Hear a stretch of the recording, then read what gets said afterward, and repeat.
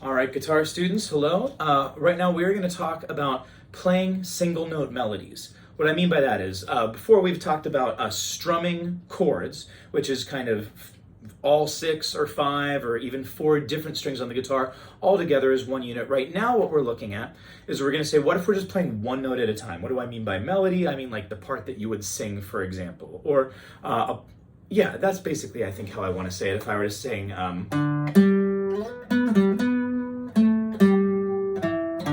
Right, there's the melody for Amazing Grace. I want to talk about the techniques we can use in 3 different circumstances. One is using a pick, one is using the fingers for higher notes, and then one is using the thumb specifically for bass parts. So first, let's talk about the pick. We talked about holding a pick already. Now, I will say that a lot of the time, I'm going to use this angled method that I talked about, where I'm kind of playing with this side or edge of the pick to get a little bit of a warmer sound. Unless I'm specifically doing something like bluegrass or really aggressive country where I want to flat lay the pick across the string to get a little bit more bit of articulation. But so it's going to be fairly straightforward what you want to do if you're playing a single note with a pick. We don't need to kind of overkill the technique here. If you just take a single string, I'm going to take my 3rd string G right now, and I'm just going to play it down and up. The thing that I want you to watch is just make sure that you're not doing too big a movement and that you're not doing too bouncy a movement. I'm not doing this. The more you move, the harder it's going to be to reset for your next attack. Watch from the side. I'm doing minimal movement. I also want you to note that I am going both down and up with my pick. I'm aware that you could probably do most of what we're doing just downstrokes, but you might as well practice now getting a good upstroke as well. Play down and upstrokes. That's generally the way that we're going to do it. I'll say more on that in just a moment. Playing on just a single string is nice and easy. If you're having trouble with aim at all, one exercise that I would say is play 4 notes on each string. Go from your high string to low string. Keep going, and you get the idea, and then back up. Then after you've done 4, do 3 on each, then 2, and then 1 on each. It's a great way to kind of build up your aim as a nice little warm-up if you need that help. If you're crossing strings, if you're going across strings for different notes, so let's say that I'm playing first the note G, and then the note B. There's 2 different possibilities. We could be doing either outside picking or inside picking. So outside picking, I'm going to do the example I just gave you. So let's say that I'm doing a downstroke on my G string. So I'm on the outside of the pair of strings I'm going down, and that downstroke pushes my pick in the right direction it should. I'm then going to follow with an upstroke from B. I'm going to keep repeating that. You'll notice how I'm constantly outside of these 2 strings. We call that outside picking.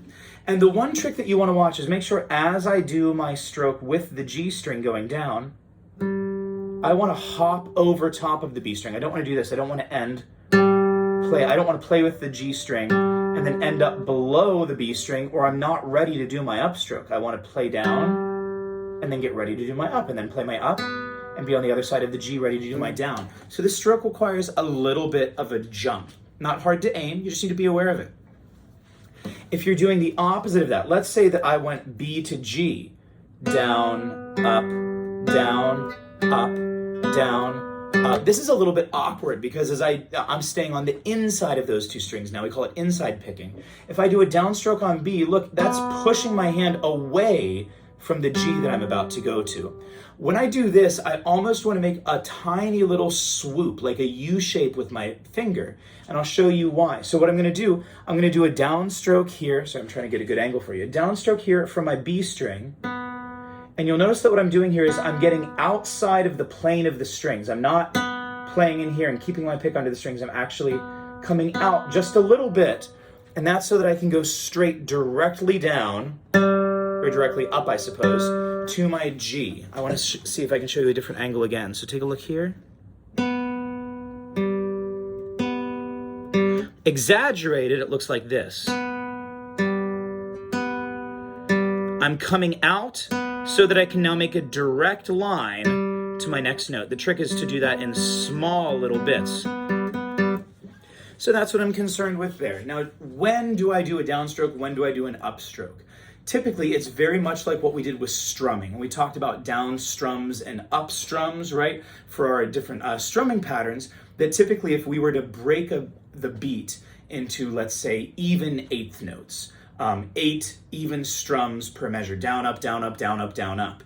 I want to see where each one of those things lie. So if I had a quarter note, I would typically play a downstroke with it. If I had 2 eighth notes, I would play a down, up with it. A lot of times, we want to lead the main beat with a downstroke. Now, if I have only quarters, for example, then what I might want to do is I might want to start with a downstroke, and then the next quarter I would do an up, the next quarter I would do a down again. So what's the purpose of alternating? Why does that matter anyway? Well, for slow notes, it doesn't really matter at all. But the idea is that when you start to get faster, hypothetically, I could go fast and play, but I could also do literally half as much work if I'm dividing that up and going down and up. Same thing, way less actual work as I go through it. So down up picking, your alternate picking matters more for fast things, but for now, the main thing that I want you to be concerned with is just trying to alternate your strokes. If you have a phrase, maybe go down, up, down. And then another 3-note phrase, maybe go down, up, down again. But I just want you to get used to trying both directions of a stroke. That's what we do with a pick. With a finger, we're going to do a little bit different. So first of all, I'm going to take my pointer finger and my middle finger, and those are the main two that I'm going to play with if I'm playing notes. So what I want to do right here, I'm going to show you this exercise first. So I want to take my thumb, and I'm actually going to anchor it against my low E string. From there, I'm going to stick my pointer finger straight out and reach all the way until I'm below my thin, low E string. Now, as I do this, I want you to notice I'm not on the right side of my nail. I can be perpendicular, or I guess I should say right in the middle of my nail. I personally am going to angle mine a little bit and be on the left, the thumb side of my finger. You can even see my nails are shaped that way, that there's a slope. I make contact right about here, and it's going to give it a little bit of a sweeter sound. But what I want to do, you see it's at a slight angle. Notice that my thumb is out from here. So basically, if these two were right next to each other, I wouldn't want them to run into each other. I want them to have room. So my thumb's going to be out. And all I'm going to do, look, I've raised my wrist up a little bit, right? So anchored below a string, and then my wrist is up. And I'm simply going to pull this finger toward me so that it goes through the string I'm playing and it rests on the next string. So I'm going to play through E and come to rest on B. And what I want to do then, I want to do that with my pointer. Now I want to try it with my middle finger. And I can do that with every single string. And I can alternate in the same way that you can alternate down, up, down, up, down, up. We alternate pointer, middle, pointer, middle, pointer, middle. Try it on this string. Now it might get awkward when you get down, you're saying, okay, well, what do I do with my thumb that's anchored when I'm going to play my E string? Typically we'll just move it up here a little bit. So it might just slide up some. But so the whole point of this, what I'm trying to do at this point, is I'm trying to get that sound where the weight is coming not from the wrist, it's not the wrist pulling my hand up, but I'm using my whole finger, closing my hand basically closer to a fist. And by pushing through that string, I'm going to push the string into the guitar and I'm going to get a lot of really good, rich sound out of it. And that's how I'm going to get a good tone when I'm finger picking for a single note melody. That's kind of the best thing that I would say. You want your long finger, you want lots of distance. You don't want to close yourself close to the guitar. You don't want to get too down low like this. You don't want to curl it too much. This is the position that we're looking for. One thing I would be aware of, just like with our picking, we have inside picking and outside picking and certain things that can create problems with us. I want you to think about this right now. If you try this, I want you to play with your pointer finger, play the G string, and then with your middle finger, play the B string. Now I want you to go backwards and try that the other way. I want you to play the G string with your middle finger and then B string with your pointer finger. Now you can do it, but that might feel a little bit more awkward. And it has to do with the way that we angle our hands. As a general rule, if you are skipping across strings, it tends to, not always, it tends to feel better if when I cross from a low string to a high string, I go from my pointer finger to middle finger, and then when I'm crossing from a higher string to a lower string, I'm crossing from my middle finger to my pointer finger. So if I were to go B, E, I would want to play that pointer, middle. If I were going E, B, I would want to play middle, pointer. So for me personally, if I'm figuring out how to do my fingering for a particular passage, what I would do is I would go in and first I'd find all the spots in the passage that have me cross over a string, and I would write in the fingers that I want to use there. And then I would go back or go forward in it, and I would simply alternate. So maybe note 3 to note 4 wants me to go pointer to middle. So all right, if note 3 was pointer, then I want to go back. Note 2, I want to make middle. Note 1, I make pointer.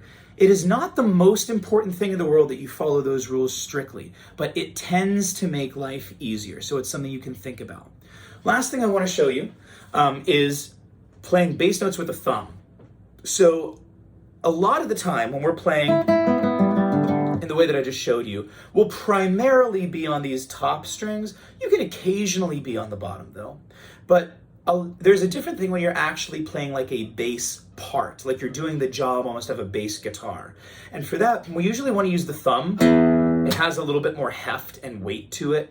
And so one of the things that I want to do is we're going to do the opposite in the same way that I had the thumb kind of anchor here and the pointer finger come down. Now I don't really need to anchor any fingers, but I want to rotate my thumb down, look, so that the weight of my thumb pulling to my hand is going to be strong. And again, I want to rest on these strings that are going. So if I were to play my E and then A, here's my E, here's my A. It doesn't take too much trick. Now we do not do down up with the thumb. A lot of times when you're playing a specific bass line like this, you will just use downstrokes with your thumb.